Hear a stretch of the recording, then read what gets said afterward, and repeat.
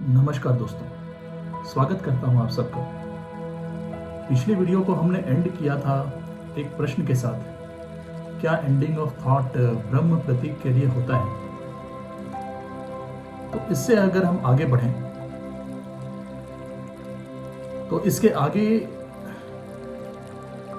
बौद्धिक स्तर पर, तार्किक स्तर पर लगभग रोड ब्लॉक है, क्योंकि यह सवाल ही हम शायद ईश्वर से कर रहे हैं, ब्रह्म प्रतीक से कर रहे हैं। तो इसके आगे बढ़ने के लिए हमारे पास कोई रास्ता नहीं बचता। हमें उन लोगों की बात सुननी पड़ेगी जो सत्य प्रतीक हैं या स्वयं सत्य हैं। हो सकता है मेरे लिए ना हो, आपके लिए ना हो, लेकिन एक कॉमन नॉलेज में, जैसे सोसाइटी ने देखा है, बहुत लोग उन्हें मानते हैं, ब्रह्म प्रतीक मानते हैं या स्वयं ब्रह्म या भगवान ही मानते हैं। और ये बात शायद बहुत लोगों को अच्छी नहीं लगती। कोई किसी को भगवान कैसे कह सकता है, कोई किसी को ईश्वर कैसे कह सकता है, और बहुत लोगों को ये बहुत सहज लगता है कि वो मेरे लिए तो ईश्वर है, मेरे लिए तो भगवान है। तो दोस्तों, जैसा कि हमने कहा, ये सब तो हमारी कंडीशनिंग पे डिपेंडेंट है कि हमारी कंडीशनिंग कैसे हुई है और हम कैसे कंडीशनड है, उस हिसाब से हम इस पर रिएक्ट करेंगे। लेकिन हमारी मंशा तो यहाँ इंक्वायरी करने की है। तो पक्ष चाहे जैसे भी हों, हमें वो तार्किक लगे, अतार्किक लगे, साइंटिफिक लगे या अनसाइंटिफिक लगे, उनकी बात हमें करनी चाहिए।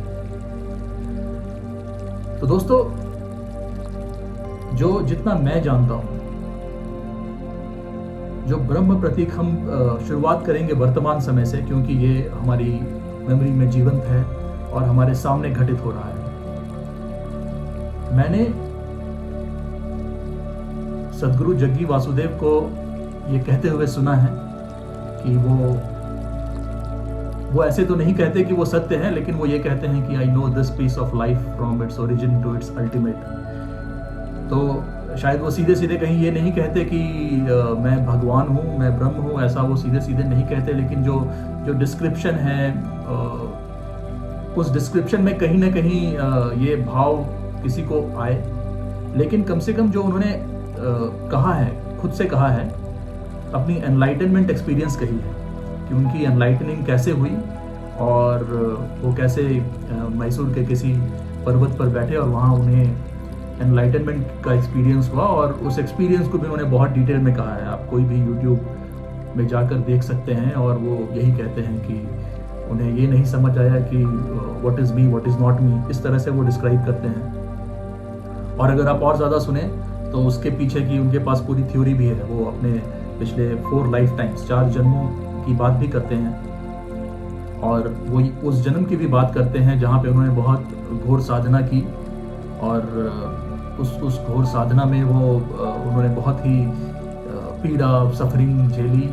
और उस पीड़ा और सफरिंग में वो गुरु जो उनके थे वो आते हैं, वो कहते हैं कि नहीं, साक्षात शिव अगर मेरे समक्ष आएंगे तभी मैं जानूंगा। तो शायद वो शिव रूप में आते हैं और सिर्फ एक टच से, एक स्टिक्स के टच से उनके सर पर रखते हैं, और फिर वहाँ से उन्हें उनकी एनलाइटनमेंट होती है। तो दोस्तों, ये एनलाइटनमेंट जो भी चीज़ है, हम में से कोई ये नहीं, मैं तो यही मानूंगा कि हमारे सुनने वाले, माफ़ कीजिएगा, एनलाइटन नहीं है।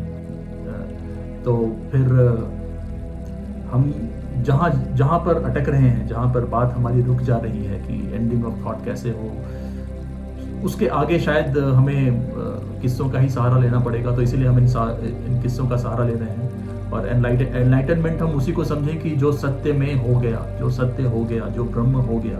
क्योंकि जब ब्रह्म प्राप्त हो गया तो वो ब्रह्म ही हो गया। तो इसको हम इंक्वायरी और तार्किक रूप से भी समझते हैं, और इसका हम वर्णन भी पुराणों में देखते हैं कि भक्त और भगवान में कोई फर्क नहीं। तो हम एनलाइटनमेंट को वैसा ही समझें, भले ही उसको जो व्यक्ति है वो अलग अलग तरह से परिभाषित करे, डिस्क्राइब करे। लेकिन हमने पहले भी देखा था इंक्वायरी में कि description is not the described. तो शब्दों के जंजाल में ना फंसे, हम बस इनको किस्सों की तरह लें और एक केस स्टडीज की तरह लें इंक्वायरी में आगे बढ़ने के लिए। तो ये उस जन्म की बात करते हैं, और ये शायद वो अपने पिछले 4 जन्मों की बात करते हैं, जिसमें पहले जन्म में उनकी मृत्यु होती है, उनको मार दिया जाता है किसी सांप के सर्पदंश से उनकी मृत्यु होती है। और वो कहते हैं कि अपने आखिरी क्षणों में उन्होंने वो अवेयरनेस रखी, सांस पे उनका पूरा फोकस था, क्योंकि वो उस जन्म में उस समाज से थे जिसे हम सपेरा कहा करते थे। तो उन्होंने उस अवेयरनेस को मेंटेन रखा, वो यहाँ कहते हैं। और वो कहते हैं कि उसका जो अगला जन्म था, उस जन्म में उन्हें शायद वो एनलाइटनमेंट की एक्सपीरियंस हुई। फिर उसके बाद एक और जन्म उन्हें लेना पड़ा, जहाँ पे उनका जो लक्ष्य था शिव को स्वयं स्थापित करने का, या ऐसा कुछ एनर्जी सोर्स स्थापित करने का, उसके पीछे वो पड़े रहे। और वर्तमान जन्म में वो कहते हैं कि वो साकार हो पाया ध्यान लिंग के रूप में कोयम्बटूर में। तो दोस्तों, ये कोई भी बातें मनगढ़ंत नहीं है, मैं अपनी तरफ से नहीं कह रहा हूँ। जो पब्लिक इन्फॉर्मेशन है, जो पब्लिक में उन्होंने कहा है, जो उनकी किताबों में लिखा है, वो मैं कह रहा हूँ। और इसमें कुछ ऊपर नीचे हो सकता है, मैं पूरी ऑथेंटिसिटी की तो एग्जैक्टली वैसे ही मैं कह रहा हूँ जैसा उन्होंने कहा है। ये मैं दावा नहीं भी कर सकता, थोड़ा ऊपर नीचे होगा। लेकिन जो मोटा मोटी बात जिसे कहते हैं वो ये है कि वो पिछले 4 जन्म की बात करते हैं, 4 एनलाइटनमेंट, 4 ऐसे जन्म जिसमें उन्होंने एनलाइटन रहे। उसके पहले की शायद वो बहुत स्पेसिफिक बात नहीं करते। वो कहीं मैंने ये भी देखा है कि वो किसी ज़ैम्बियन मदर की बात करते हैं, शायद वो उतने पीछे चले जाते हैं जहाँ उनकी माता ज़ैम्बिया से थी मैंने ऐसा भी कहीं पढ़ा है। लेकिन वो मुख्यतः पिछले 4 एनलाइटन लाइफ टाइम्स की बात करते हैं। और यहाँ पे वही नोशन है पुनर्जन्म का। दूसरे व्यक्ति जो ओशो रजनीश, जो अभी तो हमारे बीच नहीं, लेकिन अगर आप उनकी पुरानी वीडियोस सुने तो वो भी इस तरह की बातें करते हैं कि उनका पिछला जन्म 700 साल पहले था, और फिर वर्तमान जन्म में वो भी किसी न किसी तरह की एनलाइटनमेंट एक्सपीरियंस की कुछ तो ऐसा है जहाँ से वो एनलाइटनमेंट शुरू हुआ। तो ये 2 हमारे कंटेम्प्रेरी समय में, हमारे समय में जो चीज़ें जो मैं जानता हूँ, शायद आप भी जानते हो। और जो सब चीज़ों में एक चीज़ कॉमन है, वो ये है कि वो एक एनलाइटनमेंट की बात है, जिसे हम ending of thought, emptying of content of consciousness, या पता नहीं क्या क्या कह रहे हैं, और वहाँ पे उसके आगे नहीं पढ़ पा रहे हैं। तो हम इन बातों का सहारा ले रहे हैं। और यहाँ पे मेरा मत ऐसा कुछ भी नहीं कि ऐसा हुआ होगा, ऐसा नहीं हुआ होगा। जब हम इस चीज़ की बात करते हैं जहाँ पे कोई जो लिमिट ऑफ साइंस है, साइंस तो हमें नहीं बता सकता कि उसके बाद क्या होता है, अगर थॉट ही ना रहे तो क्या होगा। तो अगर मुझे साइंस नहीं ये बताता है क्लियरली, हाँ, मैं थॉट ना रहे, तो मैं वो मानसिक विकृति की बात नहीं कर रहा, वो मेंटल होने की बात नहीं कर रहा। मैं जो इंक्वायरी के जरिए ये समझे कि थॉट की विकृति क्या है, और वहाँ पे थॉट कंप्लीटली स्टॉप हो जाए, तो फिर मेरे पास और कोई चारा नहीं है। मैं सिर्फ इनकी ही बात कर सकता हूँ जिन्होंने पब्लिकली ये कहा है और लोग उन्हें जानते हैं, उनके बारे में पब्लिक इन्फॉर्मेशन है। तो ओशो रजनीश ने भी ऐसा कहा, और ओशो रजनीश को तो लोग भगवान बोलते भी हैं, तो उनके जो भक्त हैं दोस्तों। और जो तीसरी बात जे कृष्णमूर्ति की, अगर आप जितना भी उनको सुने, शायद बहुत मुश्किल से आप ये वीडियो निकाल पाएंगे, क्योंकि मैं बहुत ही कम से कम वैचारिक स्तर पर, बौद्धिक स्तर पर जिस तरह के तर्क वो देते हैं, उससे मैं काफ़ी प्रभावित हुआ हूँ। और शायद इसीलिए बहुत खोजते खोजते मुझे एक ऐसी वीडियो मिली जिसमें ये उसी कॉन्वर्जेशन का पार्ट है जिसमें वो डेविड बोम से बात कर रहे हैं। तो जे कृष्णमूर्ति बहुत ही ओपनली इस तरह की चीज़ों को नकारते थे। आप अगर उनके किसी भी पब्लिक स्पीच को नकारते क्या थे, वो उनकी बात उस ढंग से नहीं करते थे जैसे ओशो रजनीश या जग्गी वासुदेव कर रहे हैं। वो कभी शायद पब्लिकली इस तरह से नहीं कहते कि ऐसा हुआ और फिर मैं एनलाइटेंड हो गया। लेकिन दोस्तों, ये जो डेविड बोम के साथ कॉन्वर्जेशन है वो काफ़ी आगे तक गई थी, और इंक्वायरी काफ़ी आगे तक गई थी। और जैसा कि मैंने शुरू में भी कहा कि मेरा प्रेरणा स्रोत भी वही कॉन्वर्जेशन का सीरीज है।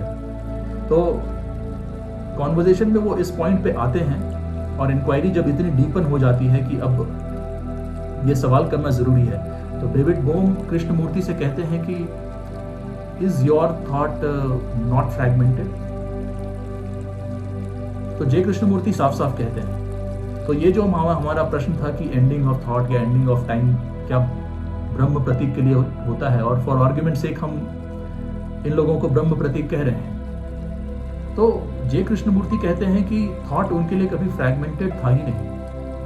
तो जो फ्रैगमेंटेड नहीं है उसका एंडिंग कैसे होगा? एंडिंग तो उस चीज़ का होता है ना जो फ्रैगमेंटेड है और उसकी कोई जीवन सीमा है। लेकिन अगर आप पूरे होल की बात करें जिसमें कोई खंडन नहीं है, किसी तरह का खंड, और इस बात को इमेजिन नहीं किया जा सकता, होल को इमेजिन नहीं किया जा सकता, लेकिन जब तक हम फ्रैगमेंट्स में बात करेंगे तो उसकी एंडिंग का तो कहीं ना कहीं नोशन आएगा। तो जे कृष्णमूर्ति कहते हैं उनके थॉट में फ्रैगमेंटेशन था ही नहीं, और साथ में ये भी कहते हैं, जैसा हमने पिछले वीडियो में बात कहा, कि शायद वो फ्रैगमेंटेशन, वो कंडीशनिंग इसीलिए नहीं आ पाई क्योंकि वो शारीरिक रूप से बहुत स्वस्थ नहीं थे। तो वो तार्किक रूप से ही जवाब देने का अंत तक प्रयास करते हैं, लेकिन एक पॉइंट पे वो कहते हैं कि can I talk to you frankly, David Bohm से। और डेविड बोम कहते हैं कि उनसे पूछते हैं कि do you want to get it recorded, क्या आप इसे रिकॉर्ड पे डालना चाहते हैं? लेकिन शायद वहाँ जे कृष्णमूर्ति कुछ जवाब नहीं देते, लेकिन वो आगे बढ़ते हैं। वो कहते हैं कि जितनी भी तार्किक रूप से मैंने बातें आपको कही हैं कि शायद वो अनकंडीशन था, शायद इसीलिए उसके साथ वो सब कुछ हुआ। और पिछले वीडियो में इन्होंने कहीं ना कहीं वो कुंडलिनी के एनर्जी की भी बात कही थी, जहाँ पे उन्होंने कहा था कि उन्हें बहुत पेन हुआ। उनके बारे में अगर आप किताबें पढ़ेंगे तो कहीं ये वर्णन है कि वो बहुत सफरिंग और पेन से गुजरे, और इस पेन के दौरान शायद ये इंगित किया गया है कि कुछ बदला। लेकिन उनके बारे में जो लिखा गया है उसमें कहीं ये क्लियर पता नहीं चलता है कि क्या कोई एक ऐसा इंस्टेंस था जहाँ पे वो एनलाइटनमेंट हुआ। और वो खुद ये कहते भी हैं कि वो ये दावा नहीं कर सकते कि कोई एक ऐसी अवस्था थी उनके इस जीवन काल में जहां वो एनलाइटनमेंट हुआ उनको। लेकिन वो इस कॉन्वर्सेशन में ये कहते हैं कि वो कहते हैं कि जब उन्होंने देखा उस अपने बाल्यकाल की बात कर रहे हैं, उन्हें अपने भाई से बड़ा लगाव था। ऐसा कहा गया है कि जब उनके भाई की मृत्यु होती है तो वो बहुत ही शोक में चले जाते हैं। वो कहते हैं कि जब वो जो जे कृष्णमूर्ति का जो बालक स्वरूप था जिसमें उन्होंने अपने छोटे भाई का हाथ पकड़ा है, वो कहते हैं there was something uncontaminated about it. और फिर वो ये भी कहते हैं कि कुछ तो उस बालक में पहले से हो रहा था, इससे पहले कि थियोसॉफिकल सोसाइटी ने उनको खोजा। तो जैसा कि हमने देखा है कि उनके जीवन काल में थियोसॉफिस्ट ने उनको खोजा, उन्हें व्हीकल ऑफ लॉर्ड बताया, और फिर उनकी ट्रेनिंग शुरू हुई। लेकिन जे कृष्णमूर्ति इस वीडियो में कहते हैं कि कुछ तो पहले से चल रहा था। और जब उनसे ये पूछा जाता है कि क्या चल रहा था, तो वो बस कुछ शब्दों का यूज करते हैं कि इट इज समथिंग सेक्रेड। लेकिन फिर जैसा कि वो कहते हैं कि जो मिस्ट्री है, कुछ तो हमें मिस्ट्री माननी पड़ेगी। तो फिर उसके बाद वो और तरह की बातें करते हैं, कहते हैं कि वो बॉम्बे में थे, और क्योंकि उन्हें थियोसॉफिकल सोसाइटी ने उन्हें एक तरह से विश्व गुरु के रूप में देखा था, तो उनकी पूरी ट्रेनिंग की थी। तो शुरू से ही वो भारत में का एक्सपोजर उनको नहीं रहा, तो उनको कोई इंडियन लैंग्वेज नहीं आती थी, और वो उस समय के बॉम्बे में किसी घर में थे, और कुछ सन्यासी आते हैं, एक बहुत ही वृद्ध सन्यासी आते हैं जो 11 साल से हिमालय के पर्वतों में खुद से थे। और वो सन्यासी कहते हैं कि हम यहाँ से गुजरे और हमें लगा कि कोई महान आत्मा है यहाँ पे, और हम चले आए। और वो तो जे कृष्णमूर्ति से काफ़ी बड़े थे। जे कृष्णमूर्ति ने उनका हाथ पकड़ा, और वो उनकी हाथ पकड़कर वो फूट कर रोने लगे। तो इस तरह की बातें वो करते हैं जहाँ पे ये नोशन आता है कि कोई तो कुछ सेक्रेट है, कुछ ऐसा है जो शुरू से एक्टिव था। वो यहाँ पे उसके आगे की इंक्वायरी नहीं करते। वो कहते हैं कि वो उसके आगे इंक्वायरी कर सकते हैं, लेकिन वो करना नहीं चाहते।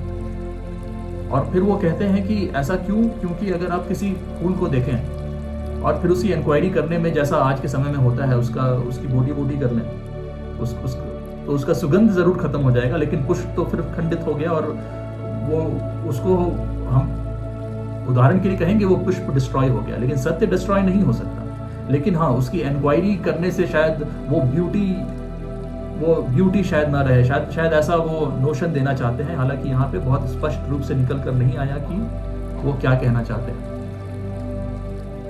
लेकिन उन्होंने किसी पूर्व जन्म की यहाँ पे बात नहीं की, लेकिन कुछ सेक्रेड होने का नोशन उन्होंने भी व्यक्त किया। और जो हम दूसरे हमने सदगुरु जग्गी वासुदेव या ओशो रजनीश की जो भी हमने बात की, वहाँ भी वो ये तो कहते हैं कि एनलाइटनमेंट कब हुआ, लेकिन उसके पहले भी वो शायद उस एनलाइटनमेंट एक्सपीरियंस के पहले भी शायद वो सामान्य व्यक्ति ही थे। तो मुझे जहां तक पता है, किसी ने सदगुरु जग्गी वासुदेव या ओशो रजनीश से, मुझे नहीं पता, किसी ने ये क्वेश्चन किया हो कि आप ही क्यों, आपको ही क्यों चुना गया, क्योंकि एक स्वाभाविक प्रश्न है जो हमारे मन में आएगा कि आप ही क्यों। मुझे नहीं पता जग्गी वासुदेव से क्वेश्चन किया गया कि नहीं किया गया। अगर किया भी गया होगा तो मुझे नहीं लगता कि बहुत स्पष्ट जवाब ऐसा जो तार्किक रूप से क्लियर हो जाए हमें वो आएगा, क्योंकि वो मुझे नहीं लगता कि अगर आप उनकी बातें सुने तो बिल्कुल yes and no objective type का कुछ जवाब देते भी हैं। और मुझे नहीं पता ओशो रजनीश से क्वेश्चन किया गया कि नहीं, लेकिन ये क्वेश्चन जे कृष्णमूर्ति से डेविड बोम ने किया कि आप ही क्यों। तो वहां पे जे कृष्णमूर्ति ने साफ कहा, आई वुडंट नो, मुझे नहीं पता, मैं नहीं कह सकता। तो दोस्तों, कहीं ना कहीं ये मिस्ट्री का नोशन तो आ ही जाता है। हम कुछ भी कर लें वो मिस्ट्री तो रहेगा ही। और जैसा जे कृष्णमूर्ति बहुत अच्छे से डिस्क्राइब भी करते हैं कि अगर उसकी आप इंक्वायरी करेंगे तब सिर्फ आप उस खूबसूरती को नष्ट करेंगे, और सत्य तो नष्ट हो नहीं सकता, आप खुद की खूबसूरती को शायद कम करें या नष्ट करें। तो इसीलिए ये मिस्ट्री का नोशन है दोस्तों। और दोस्तों, ये तो हमारे वर्तमान जीवन काल की हम बात कर रहे हैं, जहां पे हम ऐसे लोगों को जानते हैं। क्या हमने इतिहास में ये नहीं देखा है? हर धर्म में कहीं ना कहीं नोशन है मैसेंजर्स का, और वो मैसेंजर और वो सीरीज ऑफ मैसेंजर्स हैं। हालांकि जितनी मेरी जानकारी है, क्रिश्चियनिटी में जीसस क्राइस्ट को हर कोई जानता है, लेकिन जितना मैं जानता हूँ उसके पहले भी ऐसे मैसेंजर्स थे, जैसा कि मैंने सुना है। तो ये नोशन कहीं ना कहीं मुझे हर जगह दिखता है कि कहीं एक एनलाइटनिंग एक्सपीरियंस हुई और फिर वहां से चीजें आगे बढ़ी। और मैं कहूँ तो मैं अगर हिंदू धर्म की बात करूं तो ना मैं ये किसी पूर्वाग्रह से नहीं कहता कि मैं हिंदू हूं इसीलिए मैं कह रहा हूं, मैं भारतीय हूं इसीलिए मैं कह रहा हूं। लेकिन मेरा व्यक्तिगत मत है कि हिंदू धर्म काफी आगे की बात करता है। जो सनातन धर्म है वो ना सिर्फ उस एनलाइटनिंग एक्सपीरियंस की तो बात करता ही है, लेकिन वो ये कहता है कि ईश्वर स्वयं अवतरित हुए, सत्य ने स्वयं मानव शरीर धारण किया। तो जो दशावतार या नव अवतार की हम बात करते हैं वो स्वयं ईश्वर थे, वो स्वयं सत्य थे। तो अब अगर हम इसे बस कोरी कहानी मानकर अस्वीकार करना चाहें तो वो अलग ही बात है, तो फिर वो तो इंक्वायरी नहीं हुई। लेकिन अगर उसके पीछे की जो कहानी है, एक पल के लिए अगर हम उस कहानी को अलग करें जो अवतारों के साथ जुड़ी हुई है, और देखें कि वो चीजें लिखी तो किसी ऋषि ने, किसी कवि ने। और हम जानते हैं कि जब कवि या ऋषि लिखते हैं तो वो उसमें एग्जैजरेशन होता है, अतिशयोक्ति होती है, तमाम तरह की बातें होती हैं। लेकिन शायद हमारा दुर्भाग्य ये कि हम कहानियों में ज्यादा खोकर रह गए, उसके पीछे की हमने इंक्वायरी कभी करना चाहिए नहीं। तो दोस्तों, जैसे हम अभी वर्तमान जीवन काल में कह रहे थे कि ये रिक्तता का भाव तो मानव में सदा से ही है, एनलाइटनमेंट हो या ना हो। अगर मैं ये वीडियो बना रहा हूं, आप ये वीडियो सुन रहे हैं, तो ये नाहक तो नहीं है। हो सकता है कि हमारे दैनिक जीवन में ऐसा कुछ बहुत उथल पुथल ना भी हो, सब कुछ ठीक चल रहा हो, लेकिन फिर भी वो रिक्तता की फीलिंग जो है वो अभी तक मानव का पीछा नहीं छोड़ी है, और लगता नहीं कि वो छोड़ी होगी, कभी आगे छोड़ेगी। और शायद ये रिक्तता का अभाव जब से मानव चेतन अवस्था को प्राप्त हुआ है तब से उसमें है। और शायद इसीलिए इस रिक्तता को भरने के लिए जो थॉट है वो तरह तरह के प्रोजेक्शंस करता है। और जैसा कि हमने कहा कि जो सत्य में हो गया, वो जो ये बात समझ गया कि ये थॉट का प्रोजेक्शन है, तो वो जब सत्य के साक्षात्कार में होता है या जब सत्य होता है तो ये बात आप तक वो पहुंचाए कैसे? वो तो वर्ड्स के जरिए ही पहुंचाएगा, और वर्ड्स फिर थॉट का प्रोसेस है। तो इसीलिए जब ब्रह्म वाक्य या जो सत्य की जो व्याख्यान होती है, जो ईश्वर की व्याख्यान होती है, वो अतिशयोक्ति के बिना संभव ही नहीं। लेकिन फिर ये भी हमें समझना होता है कि वो description is not the described. वो जो ऋषि कह रहे हैं उसके कथन में, उस काव्य में शायद बहुत खूबसूरती हो सकती है, लेकिन फिर भी वो बात नहीं है। Description is not the described. इसके आगे शायद कुछ भी कहना मुश्किल है। तो अगर हम प्राचीन समय में भी जो अवतारों की बात कहें तो वहां पे तो स्वयं ईश्वर आ गए, और आप देखें तो जिस समय की जैसी जरूरत थी उस हिसाब से भगवान अवतार लेते हैं। तो अगर आप देखें तो जो पहला अवतार है भगवान का मत्स्य अवतार, वो दिखाता है कि आप वो शुरुआती लाइफ फॉर्म है, जैसे कि हमने कहा, साइंटिस्ट भी कहते हैं शुरुआती लाइफ फॉर्म एक्वेटिक था। और फिर वो कच्छप अवतार लेते हैं जो कि जल और जमीन दोनों में रहने वाला जीव है। तो एक तो यहाँ पे एवोल्यूशन का भी नोशन है, और दूसरा आप अगर ये भी देखें तो कहीं ना कहीं वो कहानी भी बयां करता है। जो मत्स्य अवतार है वो एक नए सिविलाइजेशन की शुरुआत है, जहाँ पे कुछ लोगों को जो आदि मानव थे, आदि मानव मैं क्या कहूँ, मतलब जो शुरुआती के कुछ लोग थे उनको प्रलय से बचाते हैं। वहाँ पे एक नई सृष्टि के आरंभ का नोशन है। फिर जब कच्छप अवतार होता है तो वहाँ पे समुद्र मंथन होता है और तरह तरह की पदार्थ निकलते हैं, तो जो मटेरियल वर्ल्ड में जो चीज़ें आई उनका नोशन है। और फिर जब मटेरियल चीज़ें आ गई तो उसके बाद के अवतारों में जो मानव तरह तरह के प्रपंचों में फंस गया, या शुरुआती मानव तो खैर सिर्फ ऐसे बहुत लोग थे जो शायद किसी भी हालत में ठीक ना हो सके, किसी ज्ञान से ठीक ना हो सके, तो उनका शायद नाश आवश्यक था। तो भगवान उस तरह के अवतार लेते हैं। तो भगवान का जो नरसिंह अवतार है, तो आप देखें तो उस कहानी में जो प्रहलाद है वो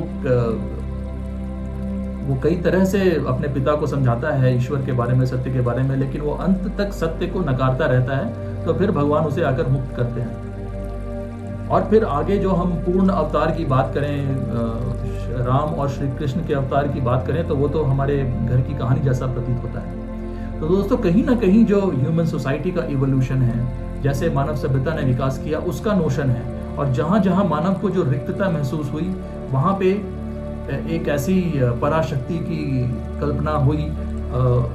कल्पना मैं बस शब्दों के लिए कह रहा हूँ, मैं ये डिबेट नहीं कर रहा कि वो सत्य था नहीं था, वो बात ही नहीं है यहाँ पे। लेकिन ये बात तो सत्य है कि वो जो पराशक्ति है, उस पराशक्ति को अगर हम देखें तो हमारे लिए तो वो थॉट है, लेकिन शायद जो एनलाइटेंड है या जो सत्य में है उसके लिए वो क्या है ये हम नहीं जानते ना, वो हमें कम्युनिकेट कर सकता है शाब्दिक रूप से।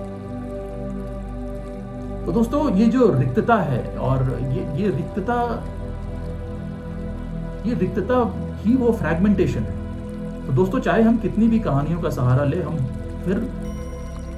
हम उनको बस गाइड की तरह यूज करें, उनको वो सत्य ना मान लें। और शायद इसी वजह से, क्योंकि हमने उन चीजों को जो बात कही जा रही थी उसको कभी समझा नहीं, हमने राम को अपने जीवन में उतारने का कोई प्रयास नहीं किया, ना कृष्ण को अपने जीवन में उतारने का प्रयास किया, लेकिन हमने उनको कुछ खुद से ही अलग कर दिया। तो फिर वो पराशक्ति हो गए, वो पूजनीय हैं, लेकिन हम में से कोई ये नहीं चाहेगा जो उनके जीवन में हुआ वो हमारे जीवन में हो। तो फिर ये जो कॉन्ट्रडिक्शन है, ये जो द्वंद्व है, ये विरोधाभासी चीजें सामने आ जाती हैं। और अगर हम एक आम आदमी के रूप में इसका विश्लेषण करें तो शायद बात यही है कि ये जो फ्रैगमेंटेशन है, बात वहीं आकर रुकती है कि जो थॉट का नेचर है वही फ्रैगमेंटरी है। तो हम चीजों को खंडित करके ही देखते हैं। तो जैसे हमने जो देखा, तो हम भी भगवान के 9 अवतार कह रहे हैं, सीरीज ऑफ मैसेंजर्स कह रहे हैं हम पूरे, क्योंकि जब थॉट को किसी चीज को एनालाइज करना है तो वो होल में नहीं कर पाता, थॉट होल तक नहीं पहुंच पाता। तो शायद इसीलिए चीजों को किसी तरह ग्रैस्प करने के लिए खंड खंड में चीजों को देखता है। तो जैसे हिंदू धर्म में तो अवतार हैं, भगवान स्वयं अवतार लेते हैं, लेकिन दूसरे धर्मों में जहां अवतार का नोशन नहीं, वहां मैसेंजर्स का नोशन है। तो वहां भी कहीं ना कहीं थॉट ने फ्रैगमेंट किया, मैसेंजर्स, अलग अलग मैसेंजर्स को देखा, लेकिन वो भी जब उस पराशक्ति की या उस गॉड अल्लाह की जब बात करते हैं तो वहां भी एक होलनेस का नोशन आता है। कुछ जो फ्रैगमेंटेड नहीं है, कुछ जिसका आदि अंत नहीं है, और ये हमें हर जगह दिखता है। तो दोस्तों, हम कॉन्सेप्चुअली तार्किक स्तर पर ही इन शब्दों का यूज कर सकते हैं, होलनेस, नेवर एंडिंग, लेकिन हमें इंक्वायरी को आगे बढ़ाने के लिए हमें यह समझना होगा कि ये सवाल हमारे पास आते क्यों हैं, क्योंकि हमें रिक्तता का एहसास होता है। और जब हम इस रिक्तता में गहरे उतरते हैं तो हम पाते हैं कि थॉट फ्रैगमेंटेड है, थॉट होल को कवर नहीं कर सकता, और हमें यहीं से आगे बढ़ना होगा। बाकी सारे किस्सों को, बाकी सारे चीज़ों को हम अपनी एनालिसिस में, अपनी इंक्वायरी में यूज जरूर कर सकते हैं, लेकिन उसको अगर हमने अंतिम सत्य माना तो फिर वो थॉट का ही एक स्ट्रक्चर है। तो हम थॉट के एक पैटर्न से थॉट के दूसरे पैटर्न में जा रहे हैं, तो वो मूवमेंट ऑफ थॉट है। तो इसीलिए हम जो भी हमें कहा जाए या जो भी महापुरुषों ने हमें कहा है, हम उनके कहे से स्टिक करके तो नहीं रह सकते। उन्होंने जो मेथड्स बताए हैं उनको हम फॉलो कर सकते हैं, सब कुछ कर सकते हैं, लेकिन उनकी शब्दों में जो उन्होंने कहा, उन शब्दों में को पकड़कर, उन शब्दों में फंसकर हम नहीं रह सकते, क्योंकि वो फिर स्ट्रक्चर ऑफ थॉट ही होगा। तो दोस्तों, जैसा कि हमने कहा, रिक्तता का एहसास है, इसीलिए हम ये कर रहे हैं, शायद इसीलिए मैं ये वीडियो बना रहा हूँ। और अगर आप यहाँ तक मेरे साथ बने हैं तो शायद आप इसीलिए सुन रहे हैं कि कहीं ना कहीं वो रिक्तता का एहसास है। और हमने इंक्वायरी से ये तो पता किया कि ये रिक्तता जो है वो थॉट के फ्रैगमेंट्री नेचर की वजह से है, थॉट होल को कवर नहीं कर सकता, उस वजह से है। तो दोस्तों, अगले वीडियो में हम इंक्वायरी इस चीज पर करेंगे कि थॉट फ्रैगमेंट्री क्यों है, थॉट होल को क्यों नहीं कवर कर सकता। जुड़ने के लिए धन्यवाद।